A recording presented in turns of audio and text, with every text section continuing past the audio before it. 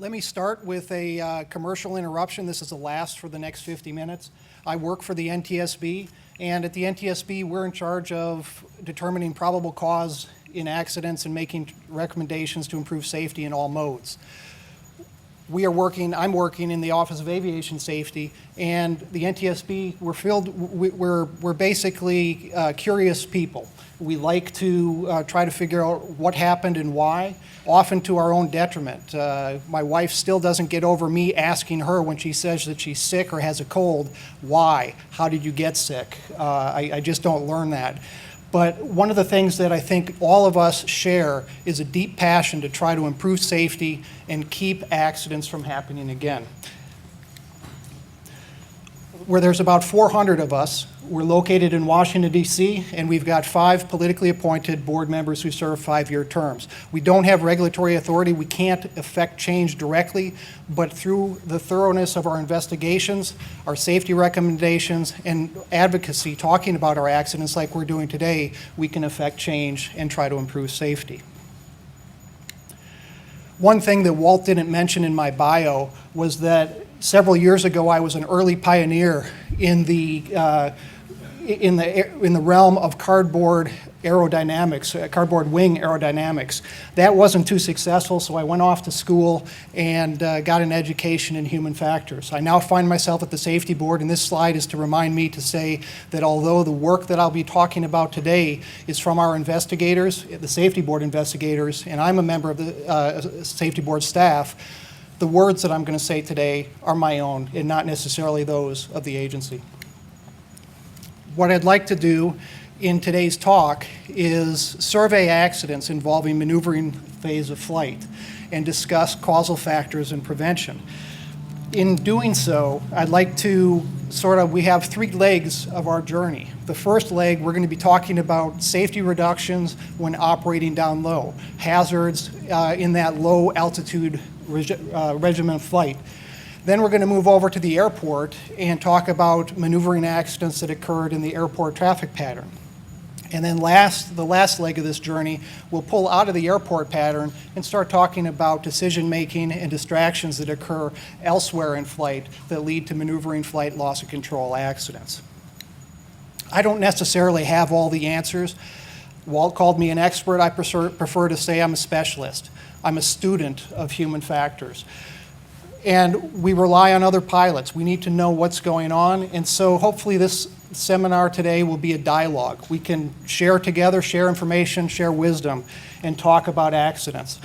One of the most important things when thinking about looking at an accident, it's all too easy to just dismiss an accident or particular human's error as that was just a dumb pilot, a stupid pilot trick.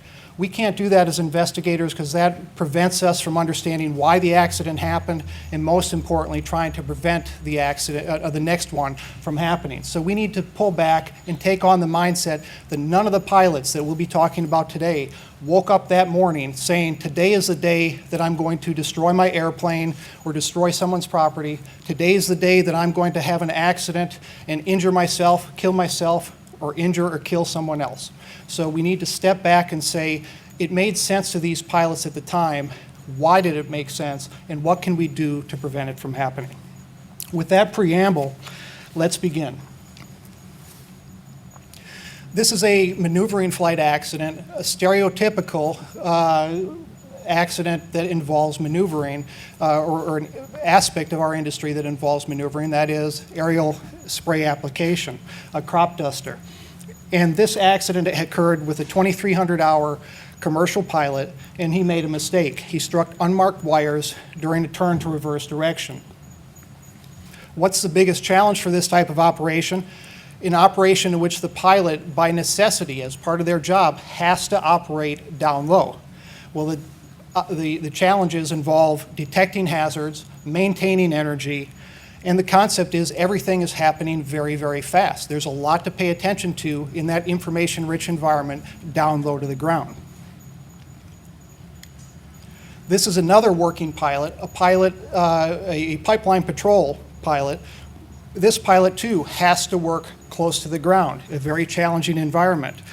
The pilot here was inspecting a pipeline and was reversing direction around the tank farm there on the sectional chart. Was reversing direction, and it was your typical day, a broken overcast layer or shelved overcast layer, and as the pilot reversed direction and started heading back along the pipeline, he was making a climbing left-hand turn. The sun came out from under the shelf of clouds, momentarily got in his eyes. He's adjusting his sun visor. He's distracted from his primary task in terms of that climbing left-hand turn, and struck a 320-foot tower along his route of flight. He didn't see it. He struck the tower. He survived. And you can see here, after the accident, he told the safety board as part of his write-up of the accident, some issues here as far as the distractions and how it played a role. But he also discusses the concept of complacency and the challenge in dividing attention, as can be seen in this quote. He talks about the concept of a comfort zone, that we ease ourselves in to an area of operation where if nothing bad has happened to us before, we sort of continue operating along that path. And we don't necessarily see the risks that are right in front of us as we're doing those operations. So the onus for us is to try to sit forward on our seats when we fly. Not be scared, not be frightened, but to try to be vigilant and aware of the hazards that are in our operating environment and try to establish countermeasures to protect against them. In this case, you can mitigate risk through pre-planning the route, through identifying hazards along the flight path. In the case of that aerial spray applicator, they accept the risk as far as the potential for accidents, and that pilot walked away because of the aircraft structure, the roll cage, and so there are ways to mitigate risk if you have to operate down low, especially as part of the job in which you're flying. In this case, we'll again stay with the concept of a working pilot, and we will talk about an accident involving an instructional flight. Student pilot and a flight instructor who had 1,300 hours were doing a off-airport emergency landing drill, power out drill, and they got down to about 50 to 100 feet when they struck a wire. They originally thought it was a bird. They flew back to the airport.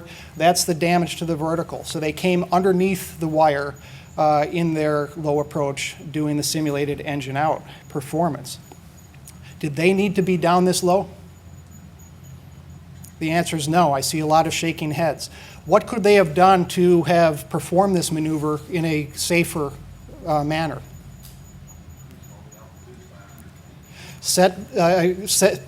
Basically restating, setting a floor altitude, setting an altitude where they're not going to descend below. The concept of planning, thinking the maneuver through before executing it, especially in an operation where they don't have to be operating that low to the ground. That helps increase the margin of safety. This next accident does not involve an instructional flight, is not involving a working pilot, but also resulted in a low altitude wire strike. We had a private pilot who was out dispersing remains from their father-in-law over a cemetery for a ceremony. And they struck wires while going across the cemetery.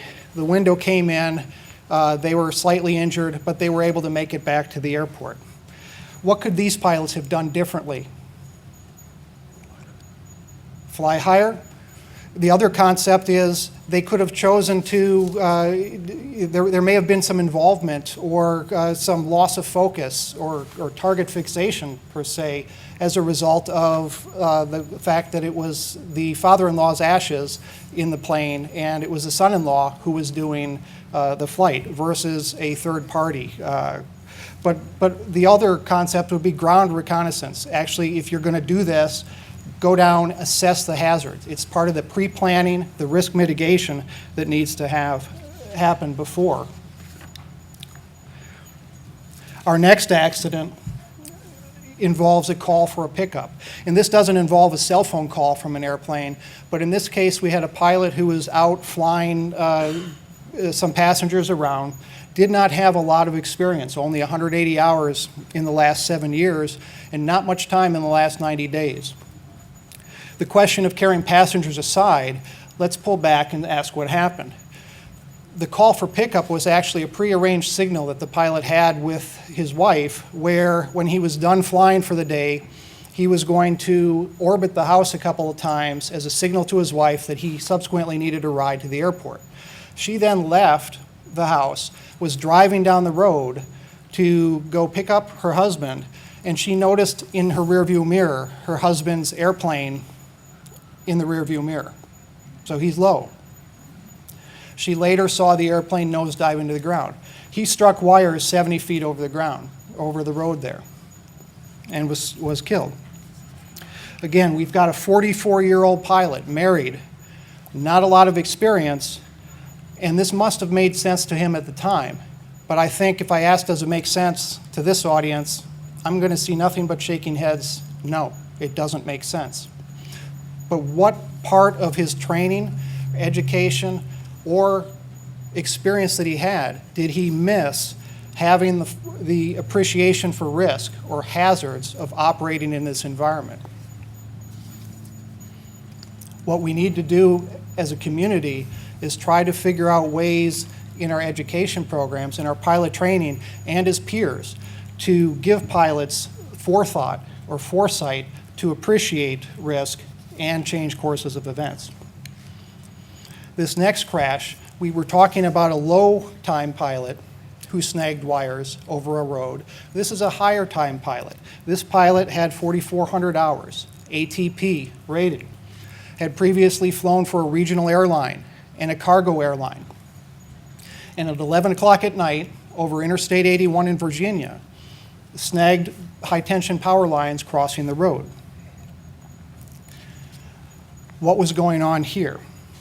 And it's a very challenging task that he was doing, because what he was doing was he was talking on the cell phone to a friend who was driving in a car on the road on Interstate 81, and he was showing the friend in the car what the airplane looked like at night. When the friend, as you can see in this written statement, saw the airplane hit the wires, explode, and crash into the ground. It was a challenging divided attention task, but unlike the pipeline patrol that we talked about earlier, this pilot did not need to be down there. A more appropriate way to show a friend what your airplane looks like at night is not to fly over them while they're driving, while you're talking on the cell phone, but invite them to the airport. If they need to see it from the ground, do some pattern operations at night and bring them along if they want the ride. But it's impoverished visual conditions, and this was a more experienced pilot.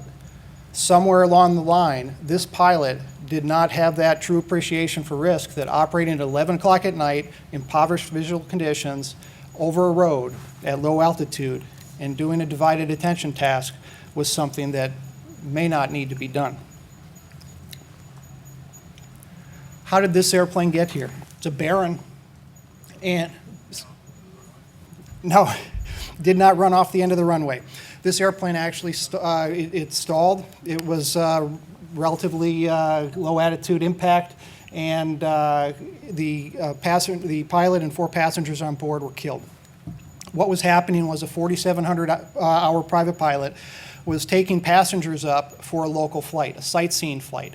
There was a work team at a camp in Nevada at a ranch, and he was taking passengers up to overfly the local area during the day. When we talked to witnesses during this investigation, the witnesses were saying that the airplane was seen making 2 or 3 low passes over the working group, and the witnesses estimated the airspeeds to be around, or the altitude to be around 100 to 300 feet above the ground. They saw the airplane make a sudden steep pitch up, climbing left turn, approaching 90 degrees, and then sort of stalled out and crashed nose first into the ground. A GPS on board showed that the ground speed during some of these passes, these low altitude passes, was approaching 120 knots. One witness thought it was a crop duster, but in this case it wasn't a crop duster. This pilot did not need to be operating down that low. And a witness up on the mountain actually took some pictures of this airplane. So we weren't relying necessarily or exclusively on eyewitness testimony, but we had photo evidence of this airplane as it's moved across the valley floor there. And as you can see, if I zoom up that last picture, that airplane's only about 3 or 4 wingspans from the ground when it's doing its maneuvering. How do you prevent an accident like this?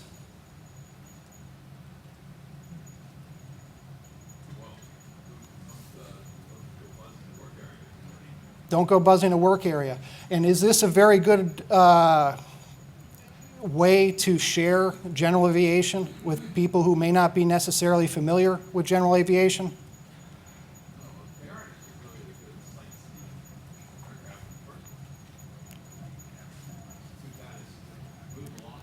Yeah, it may have been all he had. But the other question I want to pose to the group is that climbing left-hand turn where he stalled out, would it make a difference if the reason for that aggressive climbing left-hand turn was a bird or a balloon or some other obstacle that he was trying to avoid? Would it make a difference in our assessment of whether this was a good idea to do or not, or whether this pilot really needed to be down there?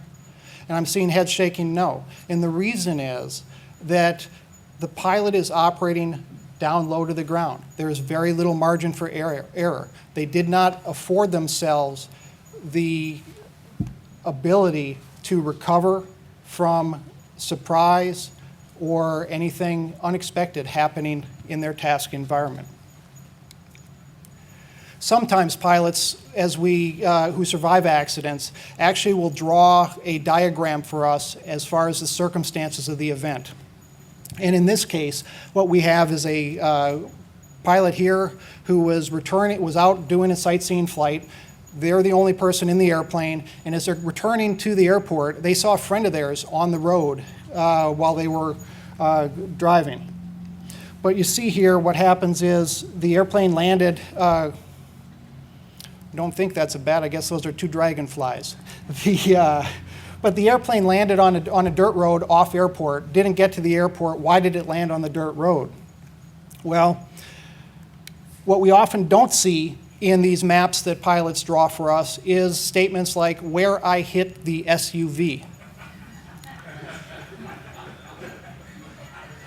And again, we can laugh here, but the concept is this made sense to this pilot at this time.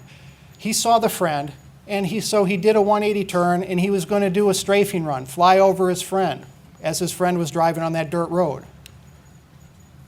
He wound up putting his friend into the hospital, and that's the tire track of his left main gear as he went over the car.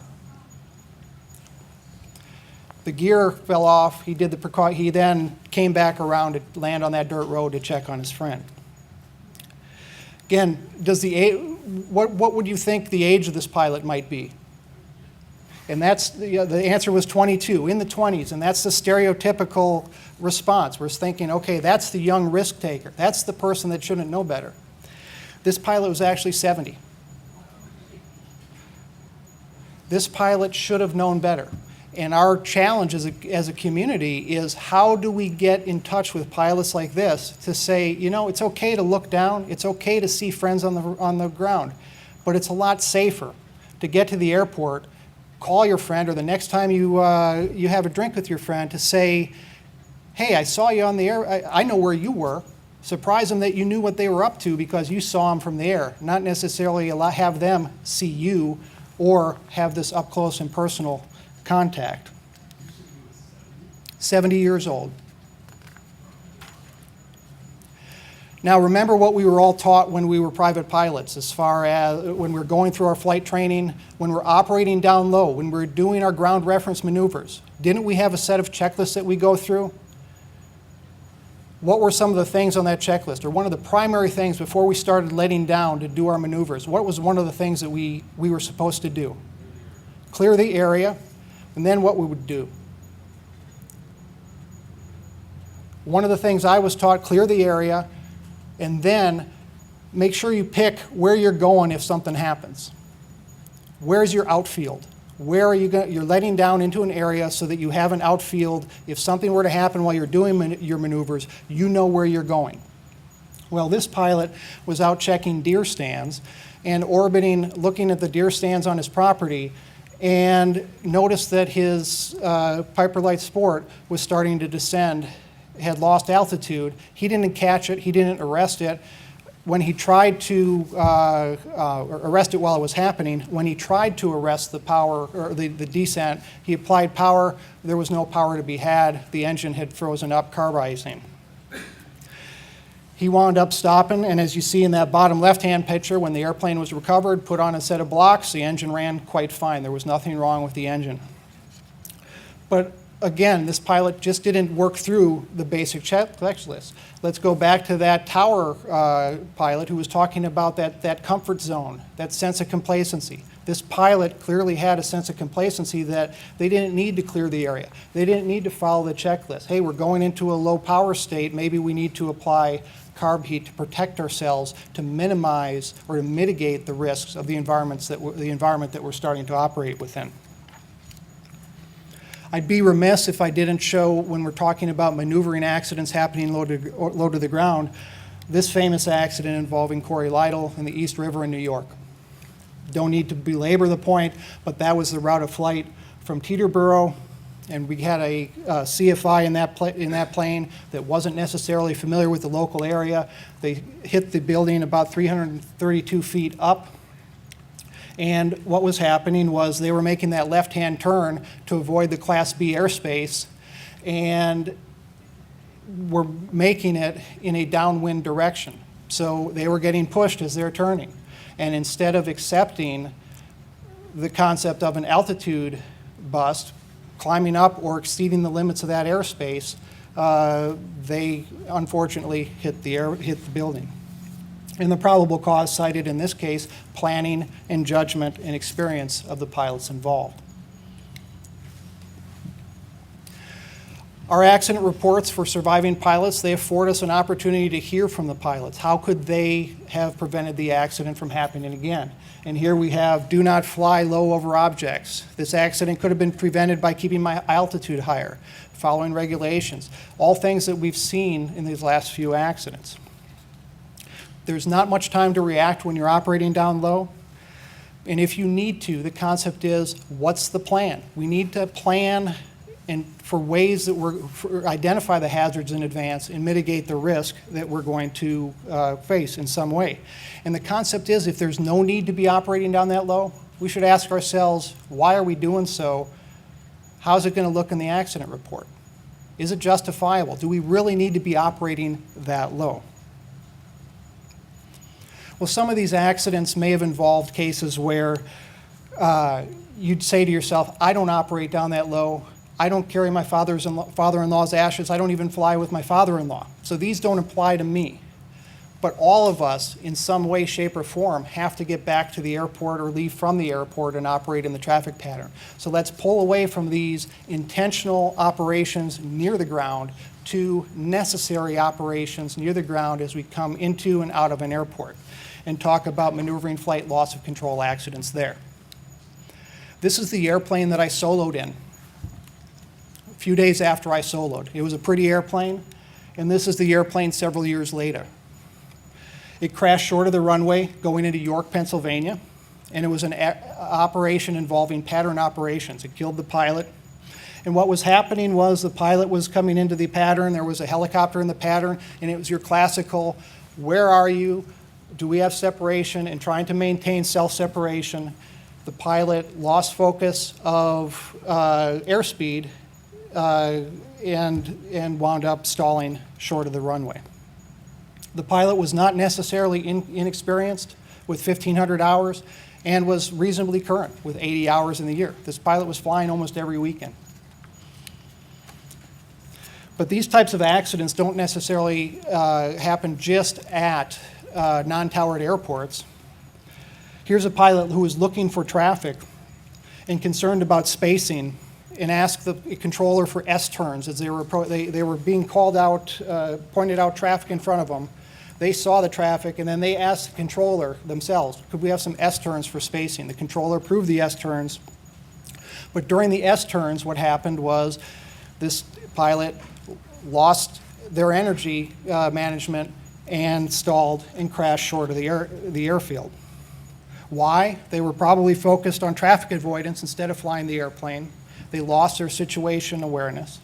And we don't know the extent to which it played a role, but clearly we should be able to respond in a low energy state and get ourselves out to apply power and get that airplane, get that airfoil back flying again.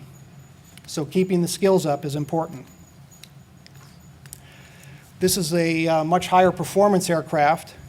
This pilot had 975 hours and had transitioned into this airplane just a month or two before, had only 44 hours in it, and was previously experienced in a much smaller, lower powered airplane. The airplane up on top, and then that's the recovered wreckage laid out on the bottom. What happened was the airplane was coming in for landing. It was in a normal landing configuration, and the witnesses saw the airplane wing over, go onto its back, and drop straight down. Well, what happened here, and for those of you that may not be able to read this, the airplane was, instead of asking for S-turns on their own for separation, was being asked to fly S-turns for separation by the controller. Controller wanted to get one more departure out, ask this airplane for S-turns, and turn and final, fly across the final, make an S-turn so I can get 2 departures off. The airplane acknowledged. And going through the S-turns, what happened was the airplane lost its energy and crashed short of the runway. How do you prevent this type of accident? Don't make S-turns. Don't make S-turns. Go around. Make it 360 instead. 360, we'll get to that. Thank you for the foreshadowing, but I'll hold that. But I think I heard someone say unable.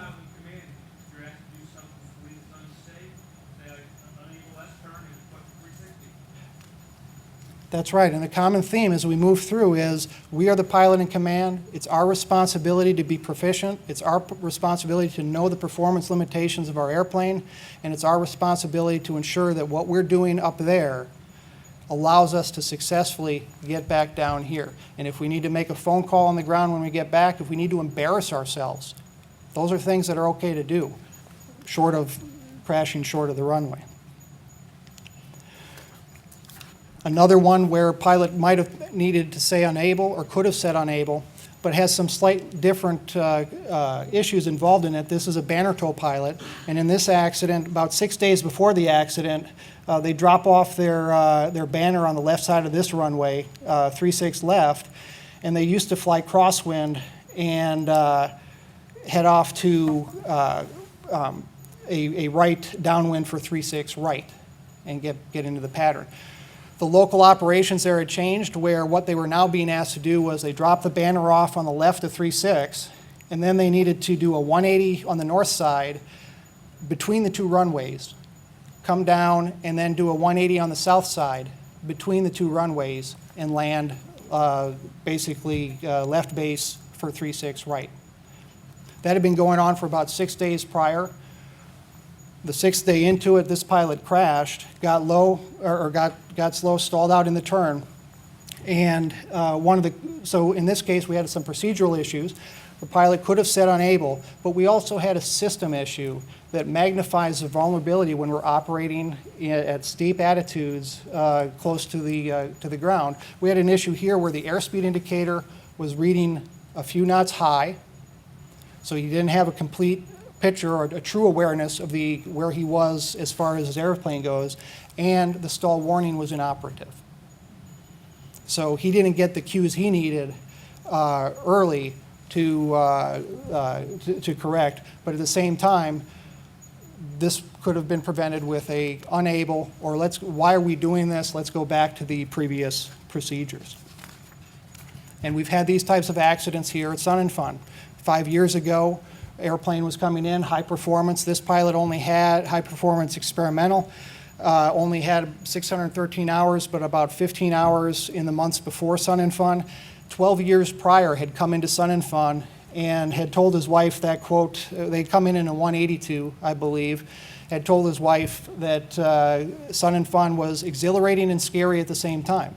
and it is a challenging environment when you're coming into a fly-in environment. High-density traffic, procedures that are not necessarily those that you're familiar with or used to flying. And there's sort of a expectation of performance. You don't want to be the one that does something stupid. You don't want to be the one that goes around. You want to demonstrate your proficiency as a pilot.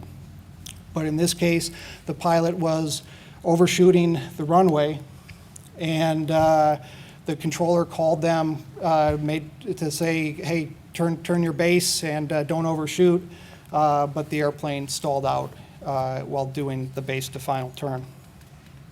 And there we just need to be capable and proficient of understanding the speed ranges of our airplane and be able to demonstrate proficiency throughout those speed ranges.